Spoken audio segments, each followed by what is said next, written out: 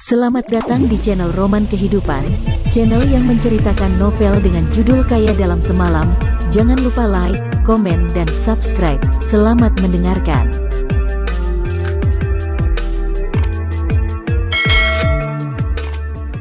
Bab 581. Ikut bergabung dengan ciuman. Namun, Lin Shaoxiong masih cukup tertarik pada Qin Lang.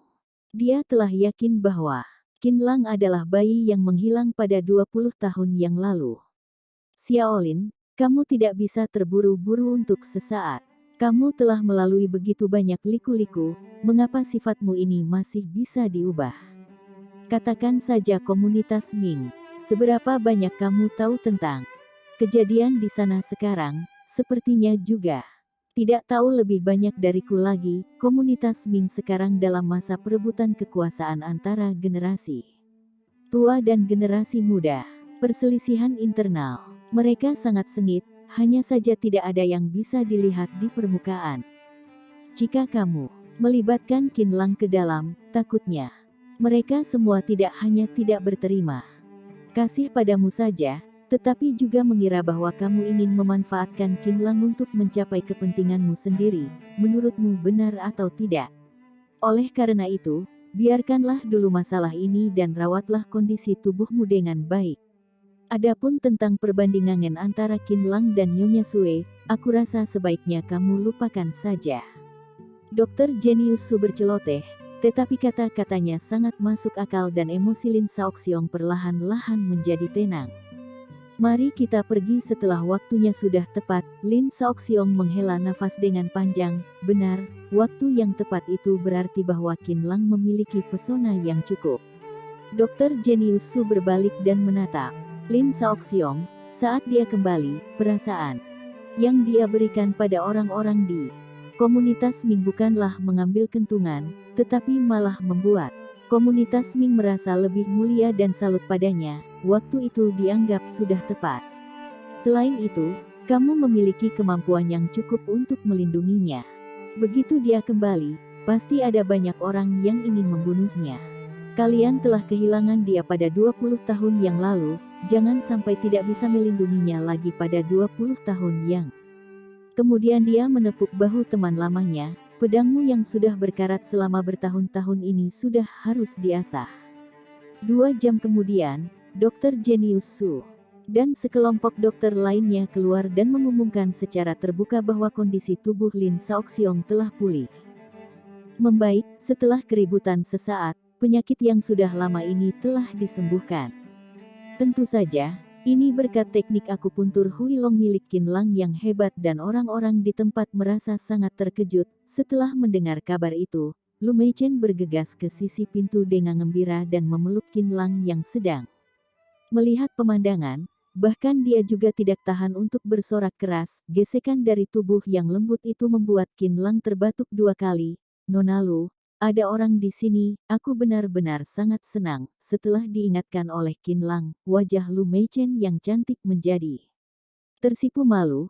Lalu dia melepaskan Qin Lang dengan tergesa-gesa. Kamu jangan merasa keberatan. Qin Lang tertawa, aku telah mendapatkan keuntungannya. Apalagi yang membuatku keberatan? Pria memang bukan orang yang baik.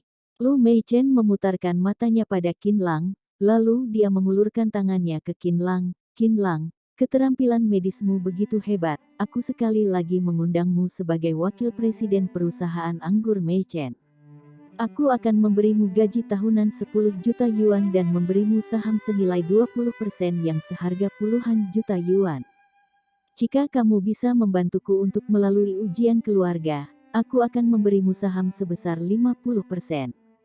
Jika aku tidak menyelesaikannya setelah 3 bulan, aku akan memberimu seluruh perusahaanku ini. Lu Meichen percaya bahwa Qin Lang adalah bakat yang langka. Qin Lang, ikut bergabunglah dengan kami. Qin Lang mengusap kepalanya dan tersenyum kecut. Ini, takutnya aku tidak bisa menyetujui permintaanmu. Mengapa? Lu Meichen bertanya, apakah kamu punya pekerjaan yang lebih baik lagi?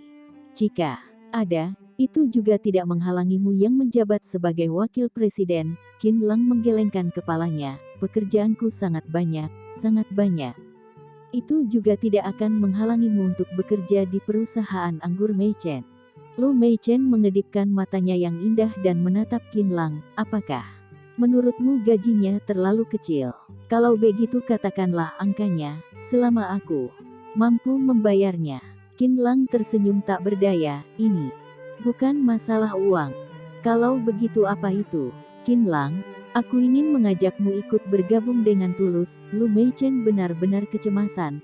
Dengan adanya kamu, aku baru memiliki secercah harapan yang paling terakhir. Meskipun Lu Meichen tidak jelas bagaimana Qin Lang dapat membantu dirinya sendiri, tetapi dengan adanya orang yang memiliki keterampilan medis yang luar biasa di sampingnya, Lu Meichen memiliki rasa kenyamanan dan kepercayaan di dalam hatinya, apalagi indera keenam wanita memberitahunya bahwa Qin Lang pasti akan membantunya.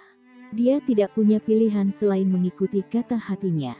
Aku tidak peduli, kamu harus menyetujuinya, atau tidak aku tidak akan melepaskanmu pergi. Lu Meichen mengulurkan tangannya dan hendak meraih lengan Qin Lang, seolah-olah takut Qin Lang akan melarikan diri. Saat ini, banyak dokter di halaman berjalan keluar. Ketika mereka semua melihat adegan ini, tatapan mata mereka menjadi penuh rasa ingin tahu. Yo, Nona Lu adalah pasangan dari dokter jenius kecil Qin. Mereka menambahkan kata kecil untuk membedakannya dari dokter jenius Su. Benar-benar pasangan yang serasi. Benar, Nona Lu ramah dan dokter jenius kecil Qin sangat baik hati. Sungguh pasangan yang serasi. Bersama dengan dokter jenius kecil Qin jauh lebih baik daripada menikah dengan pria dari keluarga kaya. Nona Lu memiliki pandangan ke depan. Kata-kata dari orang-orang ini segera membuat wajah Lu Meichen tersipu malu. Meskipun wajahnya terlihat sedikit malu, tetapi ada sedikit rasa gembira di dalam hatinya. Setelah berhubungan dengan Qin Lang beberapa kali, dia menemukan bahwa Qin Lang jauh 10 kali lebih hebat daripada tuan muda kaya yang dia kenal. Bahkan tuan muda yang paling menonjol dari keluarga Lu jauh lebih kalah dari Qin Lang. Qin Lang, apakah kamu sudah mendengarnya? Semua orang sudah salah paham bahwa kamu adalah pacarku. Kamu harus bertanggung jawab padaku. Untuk membiarkan Qin Lang tetap tinggal, Lu Meichen juga tidak peduli lagi. Jika kamu tidak ikut bergabung dengan perusahaanku, maka kamu adalah pria yang tak berperasaan. Saat ini, Qin Lang merasa tidak terlalu senang, karena dia sudah dimiliki oleh orang lain, hanya saja memiliki rasa belas kasihan. Nona Lu, aku benar-benar tidak cocok untuk menjadi wakil presiden dan aku juga tidak suka bekerja di perusahaan. Ekspresi wajah Qin Lang terlihat sangat acuh tak acuh. Aku hanyalah seorang dokter yang bukan dokter dan terkadang saja aku mengobati orang. Lepaskanlah aku pergi. Jika setiap hari mengenakan setelan jas dan sepatu untuk bekerja dan bersosialisasi, Qin Lang merasa bahwa dirinya sendiri akan menjadi gila dalam waktu 3 hari. Tentu saja, alasan yang paling penting adalah bahwa Qin Lang dan Zhong Yu baru saja mengatur sebuah perusahaan. Bagaimana mungkin dia ikut bergabung dalam satu perusahaan dengan seorang wanita lainnya? Qin Lang merasa sedikit pusing. Lu Meichen mengedipkan matanya. Kamu tidak harus pergi bekerja. Kamu hanya cukup absen dan datang di saat krisis besar. Bagaimana? Qin Lang mengingatkan Lu Meichen. Nona Lu, jika aku pergi ke perusahaanmu, pasti akan membawa masalah untukmu. Selama kamu setuju, aku tidak takut pada masalah apapun. Lu Meichen meraih lengan Qin Lang dan terus menggoyangkannya dengan manja. Qin Lang, bisakah aku mohon padamu? Aku sangat membutuhkan bantuanmu. Sekarang kedua matanya yang terlihat kasihan. Itu membuat Qin Lang merasa sedikit tidak nyaman. Qin Lang benar-benar tidak ada cara lagi dan hanya bisa menggunakan triknya untuk menakut-nakutinya. Oke, aku bisa ikut bergabung dengan perusahaanmu, tetapi kamu harus membiarkanku untuk menciummu. Setelah berkata demikian, Qin Lang menunjukkan senyuman seperti pencabul. Dasar penipu. Memang benar bahwa wajah Lu Meichen yang cantik sudah tersipu malu, lalu dia memukul Qin Lang. Aku ingin mengajakmu, tetapi kamu malah menginginkan keuntungan dariku. Lia, aku adalah penipu, lebih baik Nona Lu menjauh dariku. Qin Lang memanfaatkan kesempatan untuk melarikan diri, jangan bertemu denganku lagi jika tidak ada masalah ke depannya, berhenti, berhenti. Ketika Qin Lang hendak ingin melarikan diri, seluruh tubuh Lu Meichen menggigil. Qin Lang adalah bintang keberuntungannya, bagaimana bisa dia melepaskannya pergi begitu saja? Dia memiliki sejenis firasat bahwa jika Qin Lang telah pergi kali ini, maka mereka tidak akan punya kesempatan untuk bertemu lagi. Lu Meichen tiba-tiba berusaha untuk mengejar Qin Lang dan kedua lengannya yang lembut menarik Qin Lang dengan erat. Aku masih belum mempertimbangkannya, mengapa kamu langsung pergi? Beri aku sedikit waktu, 5 detik saja, oke. Bab 582. Mementingkan janji. Qin Lang merasa dirinya sendiri sangat malu saat ditarik oleh seorang gadis. Dia sedikit menyesal pada dirinya sendiri yang ingin mengerjainya tadi. Lu Meichen tampaknya sedang berpikir dengan sangat serius. Kemudian juga dalam waktu kurang dari 3 detik, wajah Lu Meichen tiba-tiba memerah dan menjawab Qin Lang dengan malu-malu. Aduh, oke, bukannya hanya mencium saja. Aku tidak peduli lagi, anggap saja telah digigit oleh sesuatu. Mata Qin Lang membelalak dan tiba-tiba ada sejenis perasaan yang ingin gila. Pada saat yang bersamaan, dia juga merasa sedikit tidak pantas pada kesembronoannya sendiri. Qin Lang tidak tahu apa yang harus dia lakukan, kemudian dia melambaikan tangannya dan berkata, Nona Lu, aku sedang bercanda. Aku tidak ikut bergabung dengan perusahaanmu, kamu bisa mencariku jika ada masalah ke depannya. Setelah itu, Qin Lang kembali ke sikapnya yang acuh tak acuh, lalu dia melewatinya dan berlari ke pintu panti pengobatan. Tunggu. Ketika melihat Qin Lang yang berlari lebih cepat dari kelinci, Lu Meichen berteriak lagi dan mengejarnya.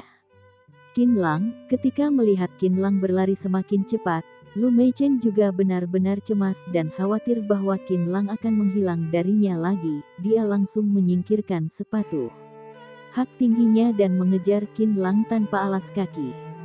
Aku tidak mengizinkanmu untuk pergi. Ketika Lu Meichen mengejar Qin Lang sampai pintu panti pengobatan, dia langsung beraksi tanpa menunggu Qin Lang melambaikan tangannya untuk memanggil taksi. Dia memeluk Qin Lang dari belakang. Detik berikutnya, dia mencium Qin Lang dengan keras. Muah Qin Lang tercengang. Nona Lu, kamu. Aku sudah selesai menciummu. Kamu adalah orangku sekarang, bukan orang dari perusahaan. Lu Meichen secara langsung menyatakan kedaulatannya atas Qin Lang. Aku tidak mengizinkanmu untuk menyesalinya lagi. Aku kali ini, Qin Lang benar-benar kesal, karena wajahnya ini tidak bisa dicium oleh siapapun dan hanya Yuer yang pernah menciumnya. Qin Lang tidak bisa berkata-kata dalam waktu yang lama. Dirinya sendiri terlalu sembrono tadinya dan seharusnya tidak membuat canda yang seperti ini dengan Lu Meichen. Tak terduga bahwa Lu Meichen berbalik dan menciumnya. Cepat, gendong aku dan kembali untuk mencari sepatu, kakiku sangat sakit. Setelah mendapatkan Qin Lang, Lu Meichen merasa sangat senang dan terkekeh. Aku sudah cacat, kamu harus menjagaku seumur hidup. Matahari bersinar di kepala Lu Meichen dan membuat wajahnya yang cantik terlihat bintik-bintik emas dan juga membuat kecantikannya itu mengejutkan orang. Hati Qin Lang tiba-tiba merasa sakit. Dia ingat bahwa terkadang ketika dirinya sendiri melihat sosok bayangan, dia juga diam-diam bersumpah untuk menjaganya selama seumur hidup. Qin Lang langsung pergi dan tidak menggendong Lu Meichen untuk mencari sepatunya. Saat ini, wajah Lu Meichen yang lembut menjadi hancur. Nona Lu, aku hanya bercanda saja, tolong hargai dirimu.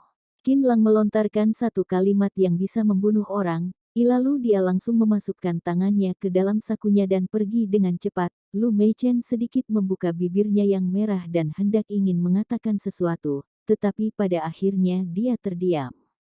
Nona Lu, mengapa kamu tiba-tiba menangis? Dokter Jenius Su seolah sedang memikirkan sesuatu di belakang, tampaknya sangat cerah dan jelas. Setelah Qin Lang meninggalkan Lu Meichen, dia langsung pergi ke rumah sakit Universitas Yanjing. Kondisi tubuh Meng Huixian telah membaik, tetapi dia lebih banyak diam dan tidak lagi terlihat arogan seperti sebelumnya. Beberapa orang yang mengetahui cerita di dalam semuanya ini merasa simpatik dan sulit untuk percaya terhadap Meng Huixian. Meng Huixian adalah orang keluarga Meng. Setelah misinya gagal, keluarga Meng malah berinisiatif untuk mengusirnya keluar. Ada sebuah peribahasa yang menjelaskan bahwa orang tua tidak akan menganiaya anaknya sendiri, tetapi keluarga Meng telah menganiaya anaknya sendiri. Pada akhirnya, Qinlang yang mengatur untuk penyembuhannya. Hidup ini seperti drama yang tidak masuk akal. Suasana hati Meng Huixian sangat buruk, sedangkan Qinlang juga tidak terlalu peduli. Dia percaya bahwa Meng Huixian akan secara otomatis untuk menyesuaikan dirinya sendiri. Dia juga tidak menyelidiki kasus pembunuhan pada hari itu untuk sementara waktu. Dengan adanya Meng Huixian, keluarga Meng pasti akan keluar baik itu cepat ataupun lambat. Qinlang hanya perlu menghadapi situasi yang kacau dengan sikap yang tenang. Dia sekarang masih menantikan sebuah kesempatan. Sambil menantikan keluarga Meng terus menunjukkan wujudnya, pada hari-hari berikutnya, Qinlang akan lebih banyak berpikir tentang rencana bisnisnya di Yanjing. Hari itu, Qinlang hendak ingin pergi ke kompleks mewah Fudong. Dia telah menerima panggilan dari Dr. Genius Su. Kata-kata Dr. Genius Su sangat tulus dan berharap bisa mengundang Qinlang untuk datang ke balai pengobatan Ben Chao. Qinlang masih memiliki kesan yang baik terhadap Dr. Genius Su. Setelah dia selesai sarapan, dia langsung mengendarai mobil dan pergi ke sana. Segera, dia muncul di depan pintu balai pengobatan Ben Chao yang antik. Qinlang, kamu sudah datang. Namun, Qinlang tidak bertemu dengan Dr. Genius Su, melainkan Suxiwen yang menyambutnya. Ini adalah stempel resmi dan akun dari balai pengobatan Ben Chao. Kakek berharap kamu bisa menerimanya. Suxiwen menyerahkan sebuah kotak hitam kepada Qinlang. Lihatlah. Jika dibandingkan dengan 2 kali terakhir kalinya, Suxiwen yang sekarang jauh lebih hormat. Dia jelas tahu bahwa Qinlang adalah keberadaan yang tidak bisa dia lampaui. Qinlang tercengang, untuk apa ini? Ayahku bilang bahwa kali ini aku Suxiwen sudah kalah untuk bertaruhan denganmu. Ayahku juga tidak tega untuk membiarkanku melayanimu selama 3 tahun, apalagi dia juga mempertimbangkan bahwa jika aku menjadi pelayanmu, itu pasti sangat sulit dan lelah, sehingga dia ingin memberi balai pengobatan Ben Chao padamu. Sebagai pengganti dari kebebasanku, Suxiwen mengingatkan Qinlang. Ayahku selalu melakukan apa yang dia katakan. Dia lebih mementingkan kredibilitas daripada nyawa. Dia berkata padaku kemarin, bahwa kalah adalah kalah, lebih baik untuk selalu mengingatnya ke depannya. Sekarang kamu sudah datang ke sini dan balai pengobatan Ben Chao secara alami harus diserahkan padamu. Suxiwen tampak sedih dan menunjuk ke arah balai pengobatan Ben Chao. Mulai sekarang, kamu adalah bos balai pengobatan Ben Chao yang sebenarnya. Aduh. Qinlang menepuk kepalanya dan baru saja mengingat taruhan kemarin, kemudian dia melambaikan tangannya. Beritahu ayahmu, aku tidak bisa menerima balai pengobatan ini. Anggap saja aku sedang bercanda saat itu. Balai pengobatan Ben Chao ini memiliki 3 halaman dan puluhan kamar. Jika dibandingkan dengan balai pengobatan kecil, selain tanahnya, peralatan dan mereknya bernilai ratusan juta yuan, Qinlang tidak bisa menerimanya. Ayahku bilang bahwa jika aku kalah dalam taruhan, aku harus menerimanya dan balai pengobatan ini adalah milikmu sekarang. Suxiwen melanjutkan topik pembicaraannya. Jika kamu tidak menerimanya, maka sulit baginya untuk beraktivitas di bidang kedokteran. Kredibilitasnya selama puluhan tahun tidak bisa dihancurkan. Saat itu, balai pengobatan juga tidak ada muka lagi untuk beroperasi. Dia memblokir jalan keluar Qinlang. Qinlang merasa tak berdaya. Orang tua ini sama seperti anak kecil. Di manakah dia? Aku akan pergi mencarinya. Aku akan berbicara dengannya. Dia benar-benar ingin memberi pelajaran kepada Suxiwen, tetapi tidak terlalu baiknya untuk menaklukkan balai Pengobatan Bencao milik Dr. Genius Su. Ayahku ada urusan dan pergi ke luar negeri, mungkin dia tidak kembali untuk sesaat. Setelah dia kembali, dia juga tidak akan membicarakan tentang hal ini denganmu. Jika kamu tidak menerimanya, dia akan mengantarku secara pribadi ke rumahmu. Dia akan menegakkan perjanjian taruhan dengan tegas dan membiarkanku untuk menjadi pelayanmu selama 3 tahun. Su Siwen hampir akan menangis. Aku bahkan tidak bisa mencuci piring ataupun menyapu lantai, apalagi aku pernah mendengar bahwa harus berhubungan seksual dengan majikan. Apakah itu benar? Qin Lang tiba-tiba merasa sakit kepala. Apakah Dr. Genius Su ini sedikit bengah? Mungkin saja orang biasa tidak mengakui masalah ini, tetapi dia malah sangat serius dan benar-benar seperti anak kecil. Qin Lang ingin menerima Su Siwen sebagai budak, tetapi ketika dia bertaruh, dia langsung mengatakannya tanpa berpikir dan juga telah menyesalnya sekarang. Karena Su Siwen sama sekali tidak bisa melakukan pekerjaan rumah. Sebagai pelayan, dirinya sendiri pasti harus bertanggung jawab atas makanan. Takutnya masih belum pasti siapa yang melayani siapa pada saat itu. Tuan Qin, Anda harus menerima balai pengobatan Bencao. Ayahku sudah bilang bahwa Anda harus membuat pilihan antara aku dan balai pengobatan. Jika balai pengobatan ini diberikan untukmu, maka balai pengobatan Bencao sudah menjadi milikmu ke depannya, tetapi jika sebaliknya, aku akan pergi bersamamu, kata Su Siwen. Dengan gagap Qin Lang menjadi tidak bisa berkata. Kata lagi, baiklah, aku akan menjalankan balai pengobatan Bencao ini ke depannya. Singkatnya, aku juga tidak menginginkanmu menemaniku.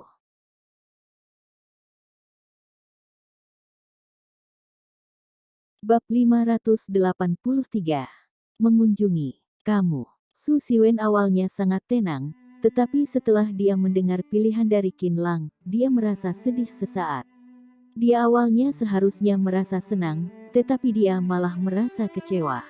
Setelah menghembuskan nafas dengan panjang, Su Siwen menekan perasaannya sendiri dan menggerakkan dadanya sendiri secara disengaja ataupun tidak, seolah-olah dia sedang memperingatkan Qin Lang untuk tidak menyesal. Su Siwen masih muda dan energik, sedangkan tubuhnya juga memancarkan segala jenis godaan, tetapi Qin Lang bahkan tidak berpikir dan tidak memilihnya. Qin Lang memutuskan untuk mengambil balai pengobatan Bencao, agar Dr. Genius Su tidak marah, paling tidak dia akan mewariskan sesuatu ke depannya. Seperti teknik akupuntur Hui Long atau lainnya untuk menebus pemindahan balai pengobatan Bencao padanya. Jika memang begini, maka Dr. Genius Su ini tidak hanya tidak rugi saja, tetapi juga mendapatkan keuntungan yang sangat besar. Ketua Qin, silakan, aku akan memperkenalkan balai pengobatan Bencao padamu. Ketika melihat Qin Lang telah menerima kotak hitam itu, Su Siwen membawa Qin Lang berjalan masuk ke dalam balai pengobatan. Balai pengobatan Bencao memiliki 3 halaman dan halaman belakang adalah tempat untuk istirahat dan tinggal, tetapi para dokter pada dasarnya kembali ke rumahnya sendiri dan sekarang tidak ada orang yang tinggal di sana. Halaman tengah adalah gudang obat dan kamar bangsal, sedangkan halaman tengah adalah ruang konsultasi. Ada 8 balai kecil di ruang konsultasi dan setiap balai kecil memiliki seorang dokter dan 2 asisten. Rata-rata mereka menerima sekitar 1000 pasien setiap harinya dan biaya obatnya juga rata-rata di angka 1000 yuan per pasien. Oh iya, balai pengobatan Bencao juga menjual beberapa pil obat resep rahasia kuno, seperti hemostasis, penambahan darah, dan kecantikan. Su Siwen memberitahu Qin Lang secara menyeluruh, kurang lebih kentungannya per bulan sekitar 10 juta yuan. Qin Lang sedikit terkejut, tak terduga bahwa uang ini masih bisa dihasilkan seperti ini. Uang kecil ini hanya untuk bersenang senang saja, ayahnya lebih mengutamakan untuk orang miskin. Jika tidak, keluarga Su akan menghasilkan uang yang susah payah ini. Su Siwen menunjuk senyumannya. Jika ayahku melakukan pengobatan, biaya konsultasi sekali atau 2 kali bisa mendapatkan keuntungan balai pengobatan selama 1 bulan. Qin Lang berpikir di dalam hatinya. Dokter jenius Su ini pastinya merupakan dokter yang terbaik di Yanjing dan keterampilan medisnya seharusnya luar biasa dan dapat dikatakan bahwa tidak ada banyak dokter pengobatan Tiongkok yang seperti dokter jenius Su ini. Oh iya, kepala dokter di Balai Pengobatan Ben Chao adalah An Xin dan juga merupakan pengurus dari Balai Pengobatan ini. Su Siwen melanjutkan topiknya tadi. Ayahku selalu menutupi dirinya sebelumnya. Sedangkan aku juga mengikuti tim-tim Cook di luar negeri untuk pengembangan keterampilanku. Semua urusan di Balai Pengobatan ini hampir ditangani oleh dokteran, meskipun aku telah kembali pada setengah tahun sebelumnya, tetapi aku masih tidak begitu mengenal Balai Pengobatan, sehingga Dokter An selalu membantuku untuk menangani urusan sehari-hari di Balai Pengobatan. Tetapi sekarang kamu sudah datang dan hak kendalinya ada di tanganmu. Ketika mengatakan kalimat yang paling terakhir, Su Siwen merasa lega. Qin Lang menangkap dengan tajam bahwa Su Siwen yang membanggakan dirinya sendiri takut menderita di Balai Pengobatan Ben Chao. Jika tidak, dia juga tidak akan memiliki penampilan yang sangat lelah. Tetapi benar juga jika dipikir-pikir. Karena Dokter Jenius Su tidak mengurus Balai Pengobatan, sedangkan Su Siwen masih muda dan keterampilan medisnya biasa-biasa saja. Ketika dia menghadapi kepala dokter di Balai Pengobatan, bagaimana mungkin dia bisa menantangnya? Ketua Qin, masuklah, aku akan memperkenalkan padamu. Saat ini, Su Siwen membawa Qin Lang berjalan masuk ke ruang konsultasi, meskipun ada puluhan orang pasien yang sedang menunggu di depan pintu. Tetapi jam konsultasi masih belum dimulai.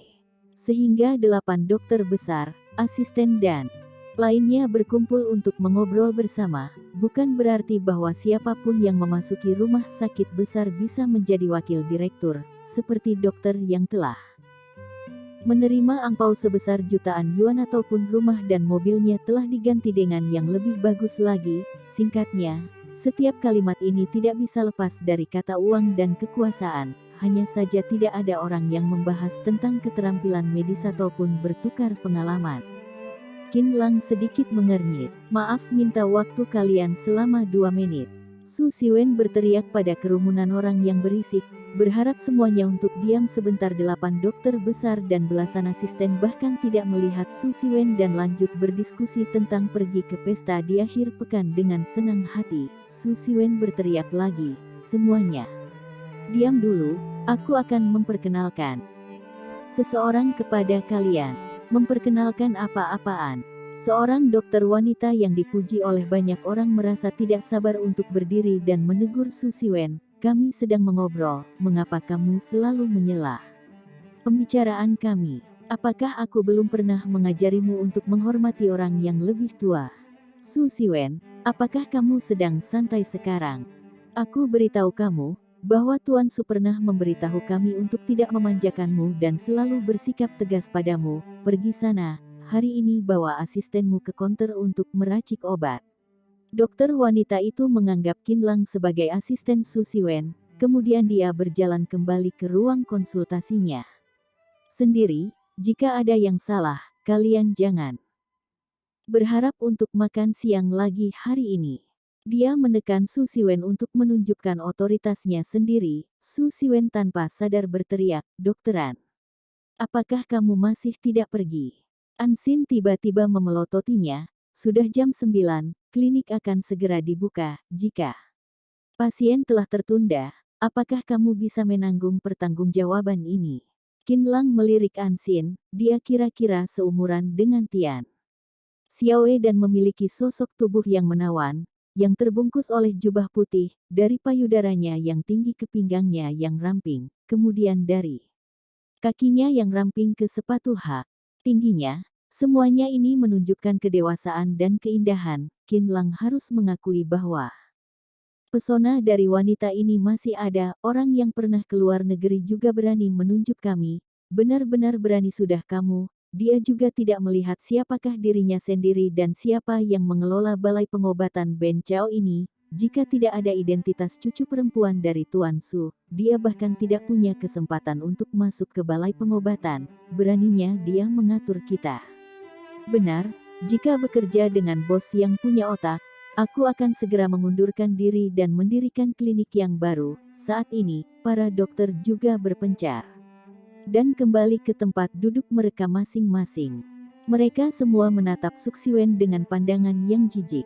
Mereka juga sengaja untuk meninggikan suara mereka dan tidak takut Susiwen akan mendengarnya, seolah-olah mereka adalah pahlawan yang membangun balai pengobatan Benkau ini. Lebih dari belasan asisten juga tertawa konyol dan sama sekali tidak peduli pada Suksiwen. Wajah Susiwen yang cantik menjadi dingin. Kalian biarkan pasien masuk ke dalam.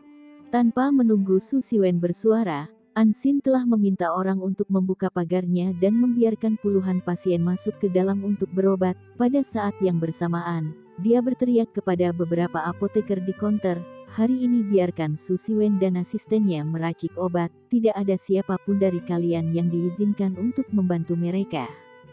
Ansin melirik Susiwen, "Jika kamu telah menunda pasien, pergilah menyapu lantai untuk ke depannya." Beberapa apoteker tertawa canggung, lalu mereka mundur ke samping dan tidak bekerja. Kamuk Susiwen yang marah ingin bersuara, tetapi Qinlang malah mengulurkan tangannya dan menghentikannya. "Tidak masalah, mari kita meracik obat." Sambil memanfaatkan waktu Ansin sedang memeriksa pasien, Qinlang dan Suksiwen mengganti pakaian mereka. Lalu mereka mengenakan masker dan masuk ke dalam konter. Qinlang segera melihat hampir 1000 jenis bahan obat herbal dan kemudian mengingat posisinya di dalam pikirannya. Kitab racikan obat memiliki catatan yang rinci tentang semua bahan obat herbal ini. Dia telah mempelajarinya dan ingatannya sangat luar biasa. Hampir setelah dia selesai menghafalnya, 8 resep obat telah dibawa kemari oleh pasien. Susiwen mengambil selembar dan meracik obatnya selangkah demi selangkah, lalu dia menimbangnya dan mengemasnya. Sedangkan Qinlang langsung mengambil 7 lembar dan melirik resep obatnya. Lalu dia melihat wajah dari pasien dan alis matanya sedikit berkerut, tetapi dia juga tidak banyak bicara dan meracik obatnya sesuai dengan resep. Qinlang tidak hanya menghafal lokasi dari bahan obat herbal, tetapi dia juga tidak membutuhkan penimbangan, sehingga dia mengemas 7 resep obat ini dengan kecepatan yang sangat cepat, alami dan tidak dipaksakan. Ketika Susiwen melihat kecepatan Qinlang dan keakrabannya dengan bahan obat herbal, dia benar-benar membuka matanya dan merasa kagum pada Qinlang. Bagaimana bisa ketua Qin ini begitu hebat? "Berhenti. Kamu berhenti sekarang." Terdengar sebuah suara jeritan secara tiba-tiba dan hanya melihat Ansin yang mendorong pasien menjauh secara tiba-tiba. Kemudian dia menunjuk Qinlang dan berteriak dengan keras, "Siapa yang membiarkanmu untuk melakukannya seperti ini?" Bab 584. Penyerahan otoritas secara paksa. "Mengapa kamu meracik obatnya seperti ini? Sungguh." Ansin meraung keras, "Kamu pikir kamu siapa? Kamu bahkan tidak menimbangnya. Bagaimana mungkin kamu meracik obatnya dengan akurat? Apakah kamu ingin dokter lainnya menanggung pertanggungjawaban untukmu? Kamu ini sedang membahayakan orang, mengerti? Tahukah kamu apa perilakumu ini? Tindakan ini adalah kejahatan atas pembunuhan orang."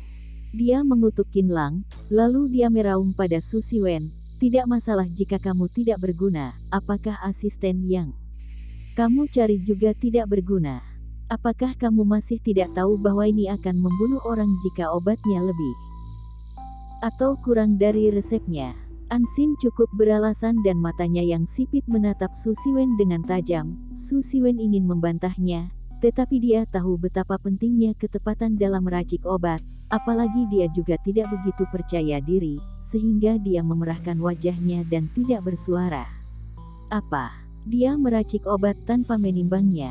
Ini sungguh keterlaluan bukan? Ini akan membunuh orang bukan? Untung saja bahwa Dr. An menemukannya dengan tepat waktu. Jika tidak, takutnya beberapa pasien ini akan bermasalah." Tuan Su telah meninggalkan reputasi yang baik. Mengapa dia bisa memiliki cucu yang tak berguna ini? Setelah mendengar omelan Ansin terhadap Qinlang dan Susiwen, semua pasien dan dokter di tempat menjadi heboh dan menuduh Qinlang dan Susiwen. "Sobat, aku tidak punya dendam denganmu. Mengapa kamu ingin menyakitiku? Benar, Untung saja aku masih belum pergi, atau tidak aku akan mati di dalam rumahku. Minta maaf dan ganti rugi, atau tidak aku tidak akan pernah selesai denganmu, pasien yang mengambil obat. Itu bahkan lebih marah. Lalu dia menepuk meja dan meraung pada Qin Lang yang mengabaikan nyawa orang. Para dokter lainnya menatap Qin Lang dengan bahagia, sambil menantikan dia dan Su Siwen untuk dipermalukan oleh orang lain, lalu minta maaf dan ganti rugi. Su Siwen melirik Qin Lang dan hendak ingin menjelaskannya, tetapi dia hanya melihat Qin Lang tertawa. Dokter An, resep obatmu ini adalah Suan Luo Tong Bitang bukan? Ekspresi di wajah An Xin yang cantik merosot. Benar.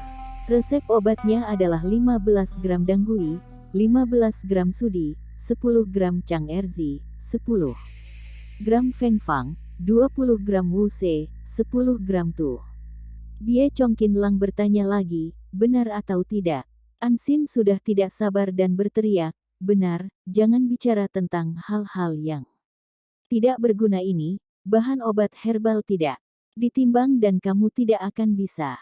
Qin Lang mengambil resep obat Suan Luo Tong Bitang yang dia racik dan merobeknya di hadapan puluhan orang, kemudian, dia mengambil Danggui di dalamnya dan meletakkannya di depan timbangan elektronik. Danggui, 15 gram.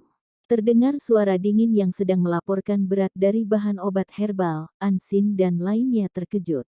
Mereka tidak menyangka bahwa berat dari Danggui itu sama. Sebelum mereka sempat kembali respons, Qin Lang mengambil beberapa timbangan elektronik lagi, lalu dia mengambil bahan obat herbal di dalamnya dan meletakkannya di atas. 28 jenis bahan obat herbal dilaporkan satu persatu dan suara itu bergema di hati semua orang di tempat. 15 gram Sudi, 10 gram Chang Erzi, 20 gram Wu Se, 25 gram Ji Sue Teng, 15 gram Hai Tong Pi. Berat resep obat yang diresepkan oleh Han Xin tidak ada sedikit perbedaan dari jumlah yang diracik oleh Qin Lang. Di keterkejutan dari semua orang, Qin Lang merobek lagi 6 bungkus bahan obat yang tersisa dan menimbangnya satu persatu di hadapan semua orang. Dokter Chen, resep obatmu adalah di Huang Heji, 60 gram Sengdi, 60 gram Sudi, 60 gram Chow Baimu, 12 gram dan Ganjiang, 6 gram Zichuan Wu, 4,5 gram Sisin. Dokter B, resep obatmu adalah Long She San, 250 gram Dilong, 60 gram Feng Fang, 20 gram Kuan Chong, 60 gram Wu Sao. Qin Lang menimbang obat sambil membaca resep obatnya dan meminta beberapa pasien untuk bersaksi. Metodenya terampil, cepat dan membuat orang sulit untuk membandingkannya dengan jelas. Yang paling mengejutkan adalah 7 bungkus obat, yang melibatkan lebih dari 200 jenis bahan obat herbal. Berat yang paling kecil adalah 2 gram, tetapi semuanya sama dengan resep obat yang diresepkan oleh 8 dokter besar itu. Suasana di tempat menjadi hening, selain puluhan pasien yang tercengang, An Xin dan lainnya juga sulit untuk mempercayainya. Dia meracik obat dengan tangan kosong sampai seakurat itu. Jangankan mereka, bahkan dokter jenius Su pun juga sulit untuk melakukannya. Qin Lang menatap An Xin dan lainnya. Siapa lagi yang ingin mengatakan aku yang mengabaikan nyawa orang sekarang? Sobat, bagaimana cara kamu berbicara? Ekspresi wajah An Xin sangat jelek dan dia tetap mengutuknya. Aku beritahu kamu, bidang kedokteran mementingkan keakuratan, tidak peduli seberapa hebat kamu meracik obat dengan tangan kosong, itu juga tidak bisa seakurat dengan timbangan elektronik. Jika kamu melakukan sebuah kesalahan, itu adalah sebuah nyawa yang diinginkan oleh balai pengobatan Bencao kami adalah tidak akan pernah terjadi satu kesalahan pun, bukanlah beberapa barang yang aneh ini. Meskipun dia tetap kuat, tetapi semua orang tahu bahwa dia berdebat tidak rasional. Qin Lang tersenyum acuh tak acuh dan mengemas kembali bahan obat herbal itu untuk pasien. Sikap percaya dirimu ini tidak cocok dengan balai pengobatan Bencao. Ketika melihat tatapan Qin Lang yang demikian, An Xin menjadi kesal dan berteriak dengan marah. Aku mengumumkan bahwa kamu telah dipecat. ambil gaji setengah hari dan keluar dari balai pengobatan Ben Chao. Su Siwen tidak tahan untuk tidak berkata, Dokter An, kamu tidak bisa memecatnya. Mengapa aku tidak bisa memecatnya? Ekspresi di wajah An Xin yang cantik merosot, jangankan seorang asisten, bahkan kamu, Su Siwen, aku akan menelepon Tuan Su dan kamu juga tidak perlu bekerja lagi di esok harinya. Hari ini dia telah dipermalukan oleh Qin Lang dan ini membuatnya merasa bahwa otoritasnya sudah ditantang. Namanya Qin Lang, bos baru dari balai pengobatan Ben Chao.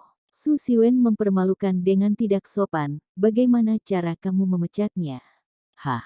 Setelah mendengar kalimat ini, semua orang di tempat menjadi terkejut. Mereka sama sekali tidak menyangka bahwa master yang meracik obat dengan tangan kosong ini adalah bos dari balai pengobatan Ben Chao. Ekspresi wajah An Xin dan lainnya juga berubah. Setelah melirik Qin Lang, kesan permusuhan telah muncul di tatapan mereka. Aku akan secara resmi memperkenalkannya kepada kalian semua. Dia adalah bos baru dari balai pengobatan Ben Chao, Qin Lang. Su Siwen memperkenalkan Qin Lang kepada 8 dokter besar dengan antusias, berharap kalian semua bisa saling mendukung satu sama lain untuk kedepannya. Semua orang di sini menatap Qin Lang dan merasa sedikit penasaran terhadap bos baru ini. Apakah dia bisa mengelola balai pengobatan ini atau tidak? Qin Lang juga menatap semua orang di sini. Ketua Qin, ini adalah Dr. An, ini adalah Dr. Chen, Dr. Bi, Dr. Pi, Dr. Wang. Su Siwen juga memperkenalkan An Xin dan lainnya kepada Qin Lang. Mereka adalah elit di balai pengobatan ini, orang yang dipersilakan oleh kakek dengan upaya yang sungguh-sungguh. Halo semuanya, namaku Qin Lang. Qin Lang mengangguk dan membungkuk kepada semua orang dengan sangat sopan, mohon atas perhatiannya semua. Setelah mendengar kata-kata ini, seorang dokter tua yang kurus mendengus.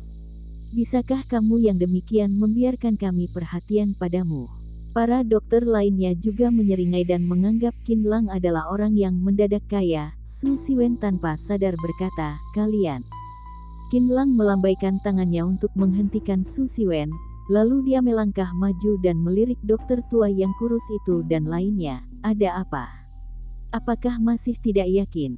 Seorang dokter wanita yang cantik menyeringai, apakah kamu yang tidak kompeten bisa membuat kami berdelapan yakin padamu?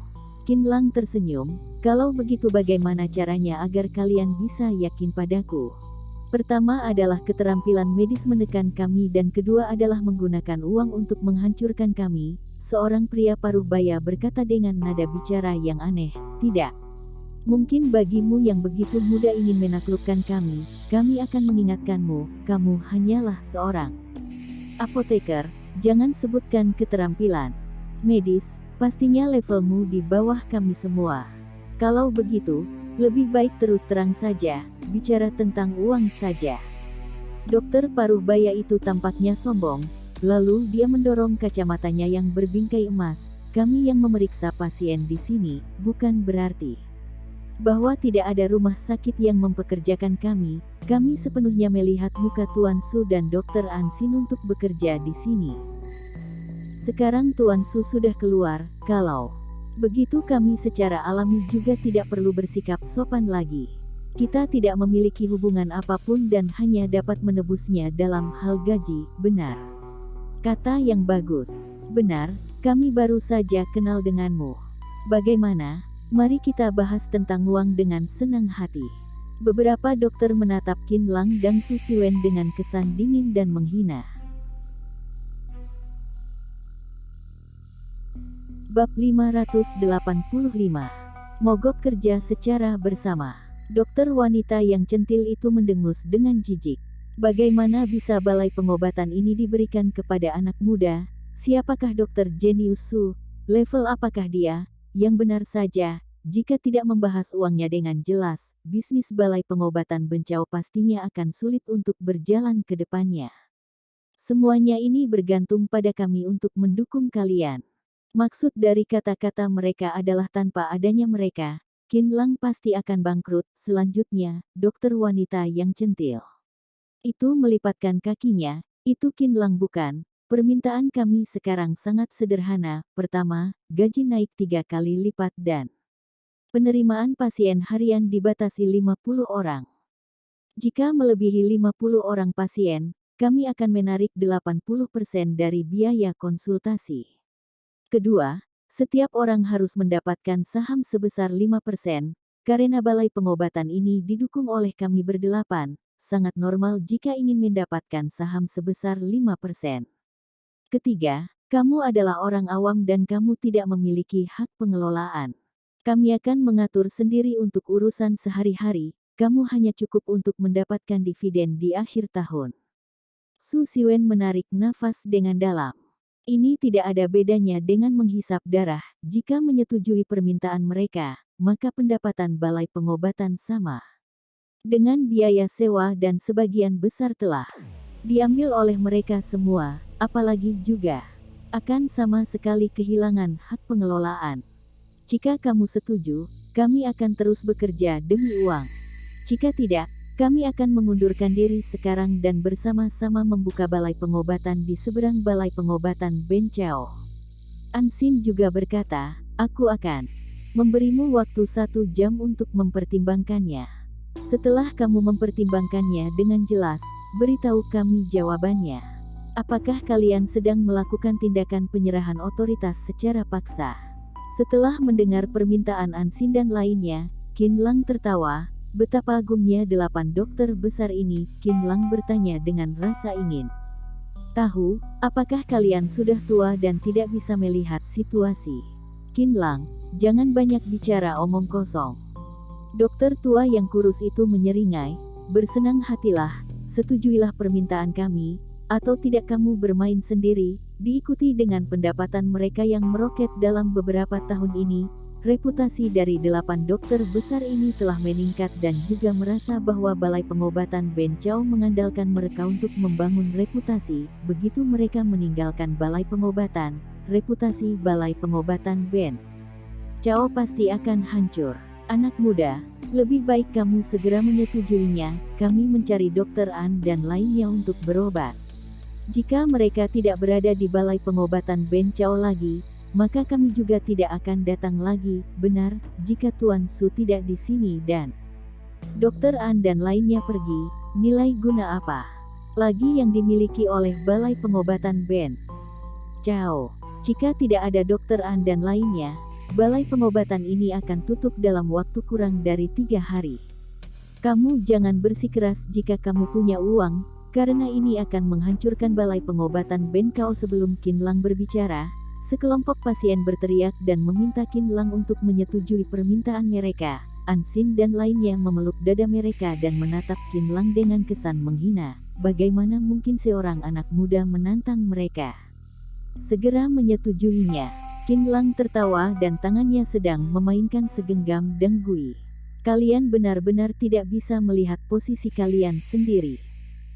Selama beberapa tahun ini, bukan kalian yang berkontribusi untuk balai pengobatan Bencao, melainkan balai pengobatan Bencao yang berkontribusi untuk kalian. Tanpa adanya kalian, balai pengobatan Bencao masih bisa menjadi salah satu balai pengobatan yang terbaik di Longdu. Tanpa adanya balai pengobatan Bencao, apa bedanya kalian 8 dokter besar dengan dokter jalanan sana? Sebenarnya, kalian juga telah melupakan niat awal kalian. Kalian sudah tidak memiliki etika pengobatan.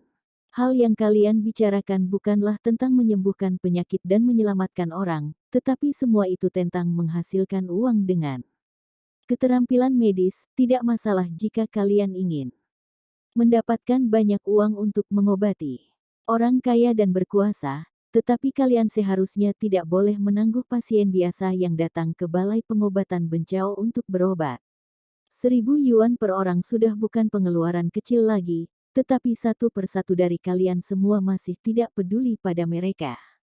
Qin Lang berjalan keluar dari konter, lalu dia melirik Ansin dan lainnya. Kalian mengharapkan prestasi dari Tuan Su, tetapi kalian sama sekali tidak memiliki sedikit etika kedokteran pun. Apakah kalian masih pantas untuk menjadi dokter?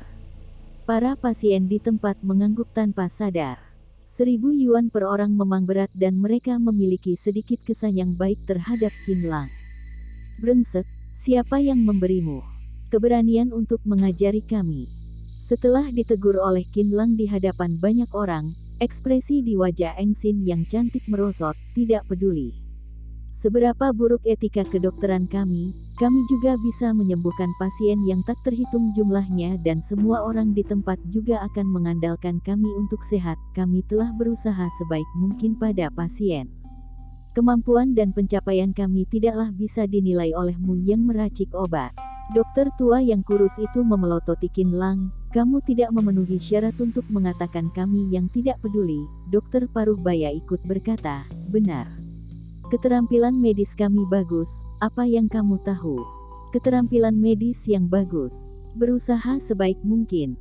Qin Lang menunjuk seorang pria paruh baya dan berkata, Dokter An, pasien ini jelas kepanasan di tubuhnya, tetapi kamu malah mendiagnosisnya sebagai masuk angin, kedinginan dan darah stasis. Meskipun obat-obatan ini tidak akan membawa kerusakan baginya, tetapi itu akan membuat panas internalnya menjadi semakin buruk. Pria paruh baya itu terkejut, aku sudah bilang, tidak ada gunanya untuk menghilangkan kelembapannya. Qin Lang menunjuk seorang wanita muda yang cantik, Dr. Chen Long Se. Sanmu memang bagus, tetapi kamu tidak mempertimbangkan alergi pasien. Jika dia meminum obat ini, maka seluruh tubuhnya akan mengalami gejala herpes. Wanita muda yang cantik itu berseru, benar, aku alergi terhadap kulit ular. Semua pasien di tempat menjadi heboh. Rasa kagum di tatapan mereka terhadap An Xin dan lainnya sudah berkurang, melainkan bertambah sedikit rasa curiga. Mereka juga tidak merasa bahwa pria paruh baya dan wanita muda yang cantik ini sedang berakting, karena mereka berdua adalah pasien tetap Balai Pengobatan Bencao. Dan juga, aku tidak tahu siapa yang membeli bahan obat herbal ini dan juga tidak tahu berapa banyak uang yang telah dihabiskan. Aku hanya tahu bahwa hampir semuanya ini adalah sampah. Suara Qin Lang menjadi lebih serius. Tidak hanya akan kadaluarsa, tetapi kualitasnya sangat rendah. 3 jenis resep obat yang direbuskan secara bersama baru memiliki efek 1 jenis resep obat di balai pengobatan biasa di luar. Dia meremas Danggui di tangannya dan langsung berubah menjadi tumpukan bubuk. Wanita muda yang cantik itu dan lainnya tanpa sadar menatap An Xin. Kelopak mata Su Siwen juga berkedut. Bahan obat herbal dibeli secara pribadi oleh Han Xin. Apalagi harganya sama dengan harga bahan obat herbal yang berkualitas tinggi, tetapi tak terduga bahwa kualitasnya sangat buruk. Qin Lang, kamu jangan memfitnah orang. Wajah An Xin yang cantik menjadi dingin. Reputasi kami selama bertahun-tahun ini juga tidak bisa dihancurkan olehmu sobat. Aku ingin kamu segera minta maaf. Dokter tua itu juga menepuk meja. Jika tidak, kami semua akan mengundurkan diri. Wanita muda yang cantik dan lainnya, serta semua asisten juga berdiri, minta maaf, atau tidak mengundurkan diri. Apakah kalian ingin mengancamku? Sayangnya bahwa itu tidak berguna. Jangan bilang bahwa ingin aku meminta kalian tinggal di sini. Bahkan jika kalian berlutut di sini dan memohon padaku, aku juga tidak akan membiarkan kalian tinggal di sini. Qin Lang mencibir An Xin dan lainnya. Semuanya keluar dari sini. Oke, Qin Lang, kami pergi. An Xin terus menyeringai. Aku malah ingin melihat bahwa tanpa adanya kami 8 dokter besar, bagaimana cara balai pengobatan Bencao untuk bertahan di sini? Siap-siap saja kamu dimarahi oleh Tuan Su, sambil menunggu balai pengobatan Bencao ditutup. Hei kamu yang berani, jangan datang untuk memohon pada kami. Dia juga melirik pasien, mulai hari ini, kami tidak ada hubungan lagi dengan balai pengobatan Bencao, bukan, kami telah bermusuhan dengan mereka. Jika kalian berobat di sini, maka kalian akan dimasukkan ke dalam daftar nama hitam kami ke depannya dan akan kehilangan kesempatan untuk diobati oleh kami. Jika kalian pergi dari sini bersama kami, aku jamin bahwa akan menyelesaikan semua keluhan kalian. Ayo kita semua pergi. Setelah itu, An Xin melepaskan jubah putihnya dan melemparkannya ke tanah. lalu dia menggoyangkan pinggangnya untuk keluar. Setelah itu, para dokter lainnya juga melepaskan jubah putih mereka, bahkan juga ada beberapa orang yang menginjaknya beberapa kali di tanah dan menatap Qin Lang dengan kesan menghina. Kemudian mereka berjalan keluar dari pintu balai pengobatan Ben Chao. Di bawah demonstrasi para dokter, semua orang pergi. Selain Su Siwen, staf lainnya di balai pengobatan Ben Chao, termasuk 24 orang asisten, 5 orang apoteker dan 3 orang petugas kebersihan, sebanyak 40 orang melemparkan peralatan kerja mereka dan pergi dari balai pengobatan Ben Chao dengan sombong.